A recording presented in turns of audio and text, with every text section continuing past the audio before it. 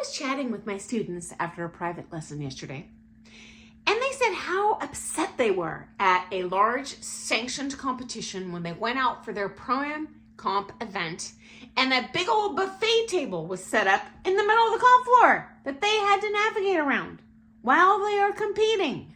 And I was like, oh my goodness. I've seen pro-ams thrown under the bus for decades in this industry, and there's a wide variety of ways this happens. No one's talking about it because no one wants to make enemies. And so, yeah, I'm going to address that elephant in the closet today. Okay, number one, I often see their music shortened. So, for example, if the song should be a minute 30, they might get 60 seconds. I don't know what they're paying per second to dance, but it's a lot. They deserve every second of that song. They haven't had a chance to warm up and goodbye. Not fair. Number two, exorbitant entry fees. And even if the entry fees are reasonable, especially with group flights, you just pay an entry fee and get one dance. So you got to pay an entry fee and an entry fee and an entry fee. And it adds up horribly. Okay, number three, too many divisions by age and skill level. Now I understand why they're doing this, but here's the problem. You end up with a ton of uncontested events. Talk about unrewarding, uninspiring. Most people go to competitions to compete, to go head to head with someone. I always would say when I was competing, hey, I'd rather place dead last than show up to a comp and win just because I showed up. I don't want to pay to do a show, right? You can do that in your home studio. You want to go and compete against people. So yeah, that sucks. Okay. Number five, mixed proficiency and ages on the floor at the same time. This makes floorcraft incredibly difficult. Here's why.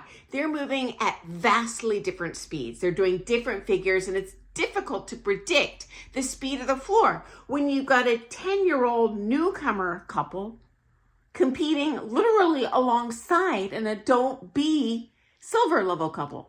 Right? So one's going 50 miles an hour, one's going put, 2 miles an hour. That just makes floorcraft crazy difficult. No one's going to dance their best. Not the newcomers, not the silver level, not the kids who are afraid they're going to get kicked, not the adults who are afraid we're going to ram into them. And that includes the pro guys. I'm real good at floorcraft, and it still freaks me out. I'm not going to dance my best when I'm worried about hitting a little kid. It's like stepping on a little dog. Okay, next up. This also creates a big challenge for the newcomer dancers, regardless of age, because it's already scary enough to show up to that first or second comp, right? You're terrified. I was shaking literally like a leaf. Shaking. I was so frightened that first comp. Now, mercifully, I was doing amateur, not pro-am, so I only had amateurs on the floor, but that would have been terrifying to have me literally side by side with a dancer that I can see. Maybe I know that dancer, someone I respect from my studio. I'm like, oh, now I have to dance alongside someone that intimidates me. That is not fair. That newcomer is not going to dance their best. Okay, next up. There are very few pro-ams out there who have the luxury of partnering with what we'll call a name pro, right? And so those very few competitors in the country who do get to tag alongside and ride the coattails of that very well-known, U.S. champion, world champion, they come in with a political benefit that this other pro-am couple doesn't have. And the sad thing is that's totally outside of the pro-am partner's power. As an amateur dancer, I could fly to the East Coast, to Europe to get the lessons. As pro-am, you got to live in a town with your partner because that's who you got to practice with, right? Your pro could be a very good teacher, just a local pro, but when they show up to that big comp, they're lost in the melee. So they're a little guppy and everyone sees the great white shark and the guppy can be missed even though the guppy might be a darn good swimmer, right? Okay, number 7. I've seen them get thrown under the bus with schedule changes. Drives me nuts if you go to a comp and they change the schedule. I only saw this happen once as an amateur. If it happened when I was in pro, it was only because they would run pro as the last event of the night.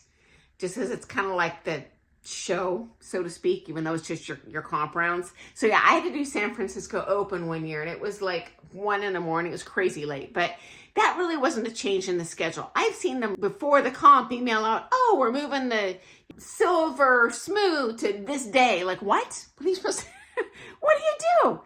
Okay. Finally, as my students mentioned, split floors.